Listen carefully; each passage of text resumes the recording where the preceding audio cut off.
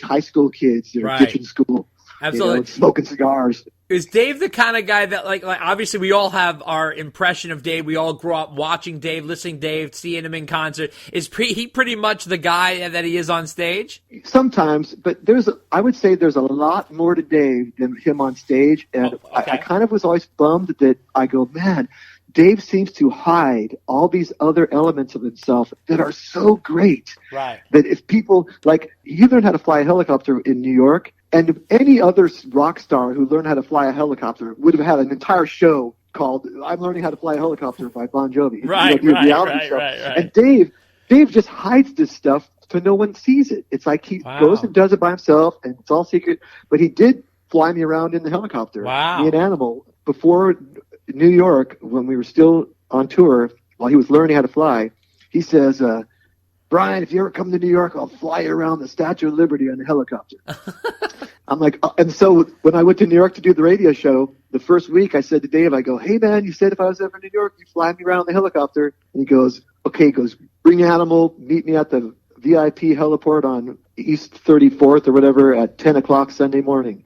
And so sure enough, me and Animal go down to this heliport, and we're sitting there waiting, and we see some helicopters taking off and some landing, and then the helicopter lands, and fucking Dave comes out of the helicopter with his instructor. And he walks over to us, and we're like, he goes, you ready to go? And we go, yeah. So it's a little 4-seater. And so me and Animal get in the back seat. Dave's flight instructor, Paulie, gets in the front seat, and then Dave pokes his head in the back, and he goes, no, you guys, he goes, it might get a little bumpy up there, a little turbulence, but you got nothing to worry about here. Paulie here's got 5,000 hours, and I'm David Lee Roth.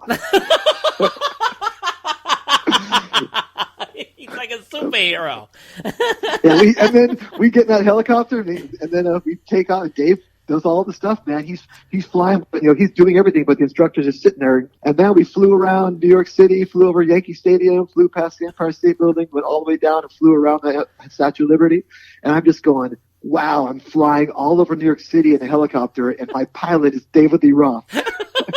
It's a wild man. Just to fly in a helicopter over New York City would be amazing. He's a wild And we were flying there's times we were passing buildings, like the buildings were, like you look off the side of the helicopter, there's a building like it looks, like we were lower than the top of the buildings, What about what would you say is the biggest lesson you learned from Dave? Most of the lessons I learned from Dave would apply to working with Dave. But it would basically it's a simple stuff. It's just like in the music business. I mean, you got to be completely reliable, know your parts, be on time. Right. I would say know who the boss is and know your place. That's the thing. That's why I think I knew my place. Right. And I think some guys that don't know their place or they think they're higher up than they are, that's what bothers people. You got to have a certain respect for the boss, So I always knew my place. I liked to feel like I was friends with Dave, but at the same time I always considered it like I never felt like I'm just some dude that can just hey man be like too close. Right. I always kept always gave him his space. Right. How did things end with Dave? Well, we were on tour and we were playing Canada. I can't remember what city, but I know we were in Canada. It was the last show of a tour in 2006. Right.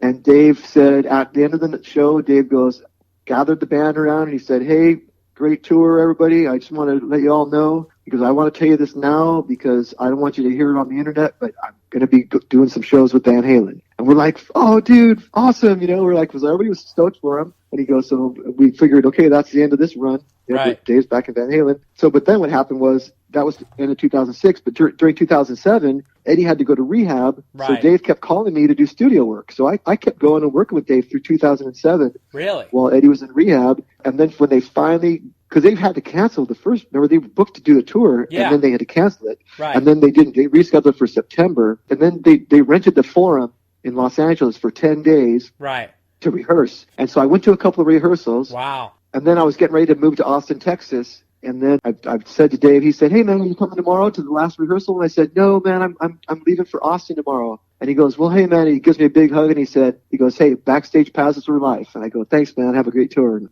that was the last time I saw him there. But then I did go to a few of the shows on the tour and then he hooked me up with passes in New York City, LA, and Dallas. Wow. So, wow. Now, do you still talk to him today?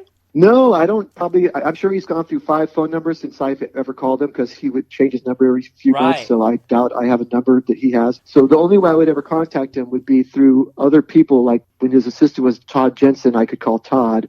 And I probably still have Lisa's phone number. I haven't called her in a long time. I mean, I don't know. I haven't tried it, but I could probably go, hey, Lisa, it's Brian, tell Dave hi or something. I always notice that with Dave, his world revolves around what's going on right now. Right. And when people are no longer in that situation, he just never talks. It's like he's on to the next thing.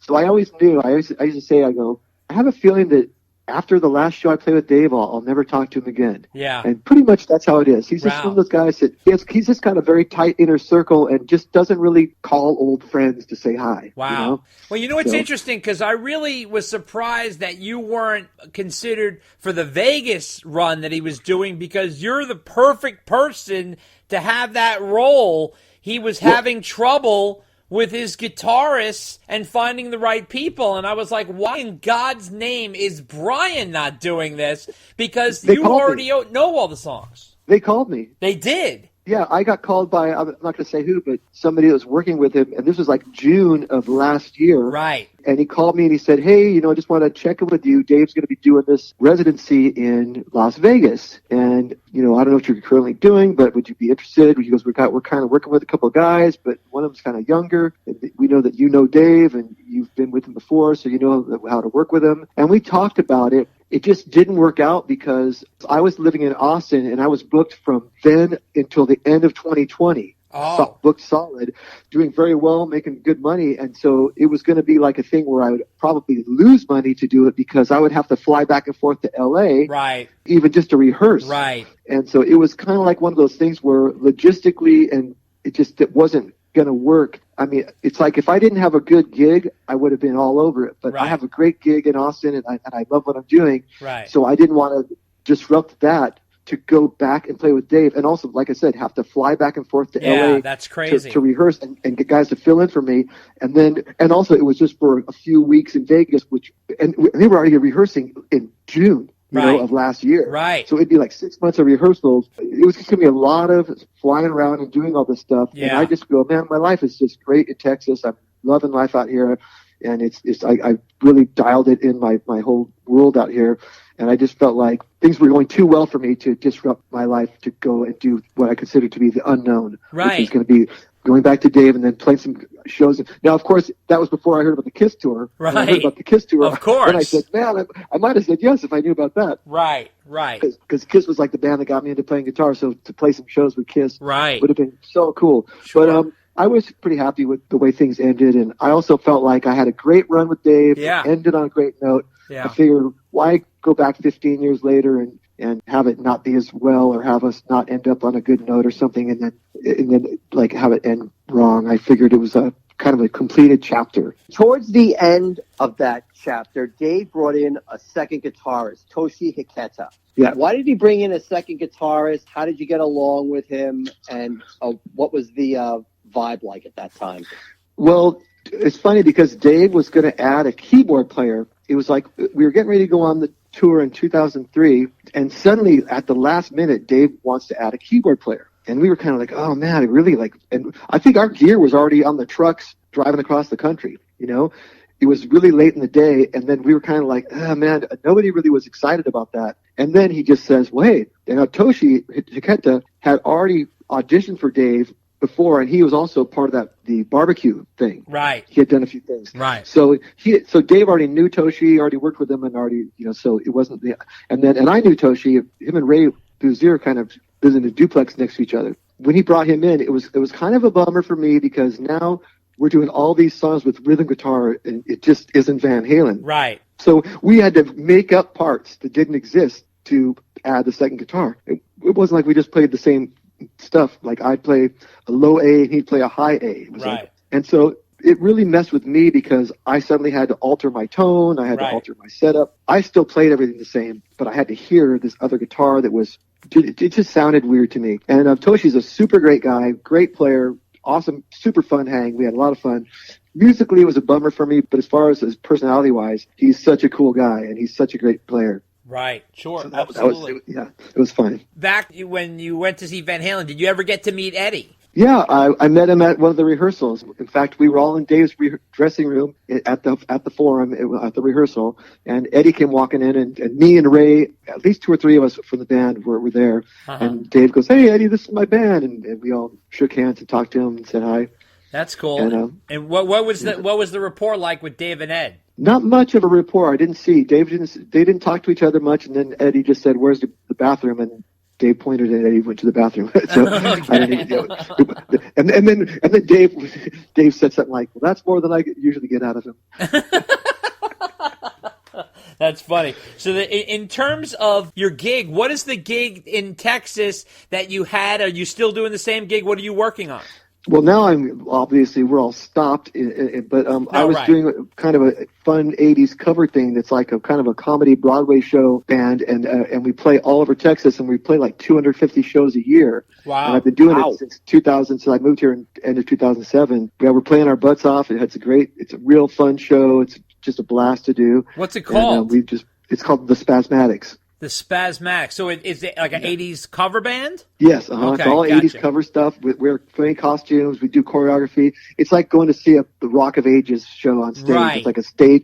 It's like a show. It's not just a band. We actually do comedy skits, choreography. It's just a super fun thing, and we're booked up solid. We do tons of private events. We play for all kinds of corporate gigs. We played for Google and PayPal and politicians. We played for the governor of Texas has hired us a bunch of times, the mayor of Austin.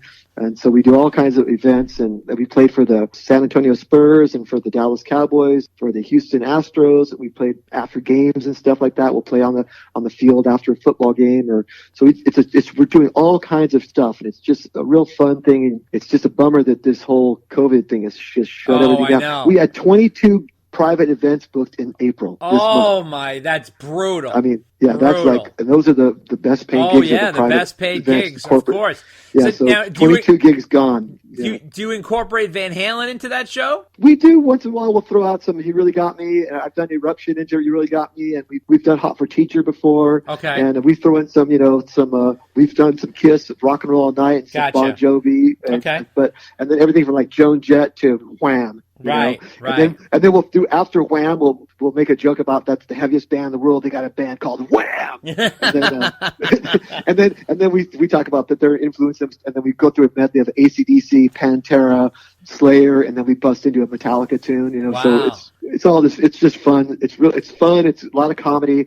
Everyone's smiling. It's just a great fun show to play, and we play everywhere from concerts in the park, people from 5 years old to 95 years old, That's amazing. So, and remember when you said you went back into the recording studio with Dave while Ed was in rehab?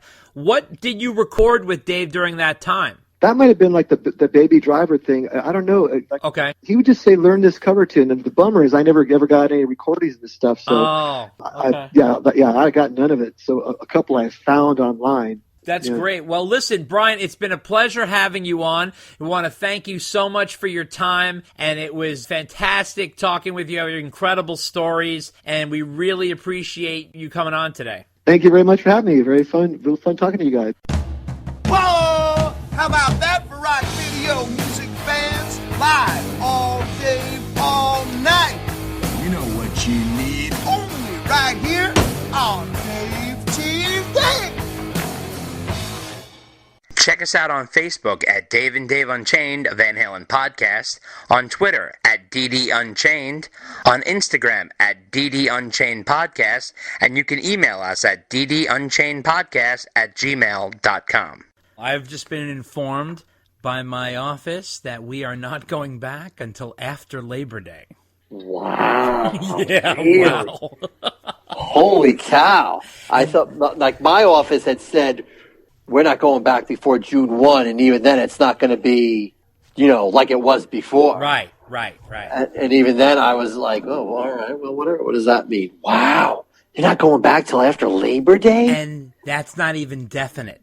That's just temporary. They said earliest September 8th. Wow, that seems like... Well, let me explain something. We just moved into our office. Right, I remember. Okay. Right. They're going to have to redo the office. I mean, and we just finished The Office. Either that or they're going to start A-Bing everybody, which is like... Yeah, well, that's what... Well, yeah, that's what they're going to have. I mean, a friend of mine said that's what their school is going to do in the fall. They're going to have people, kids come in like